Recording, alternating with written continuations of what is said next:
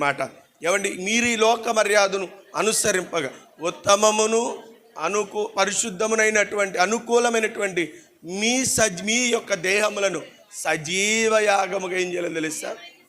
దేవునికి సమర్పించ. అనుకూలమైనది పరిశుద్ధమైనది దేవునికి మీరు సమర్పించుకోవాలి. దేవునికి మీరు ఇవ్వాలి. మీ దేహములను దేవుని కొరకు మీరు సమర్పించాలి. ఏది మీ జీవితంలో విలువైనది? ధనమా? అయితే దేవుని కొరకు వాడుతున్నావా? అపోస్తులు ఏవండి, వారు పరిచర్య చేస్తూ ఉంటే ఆత్మవశులై దేవుని వాక్యం చెప్తుంటే వాక్యం ఉన్నటువంటి వారు తమ చరచరాస్తులను అమ్ముకొచ్చారు. ప్రభు పాదాల ముందు పెట్టారండి. వారికి విలువైనదిగా ఏది తోచలేదు. ఎందుకంటే ప్రభు పరిచర్య విస్తారంగా వాడబడాలని, జరగబడాలని, ప్రభు పరిచర్య అనేకులకు ఇంకా చేరాలని వారు తమ చరచరాస్తులను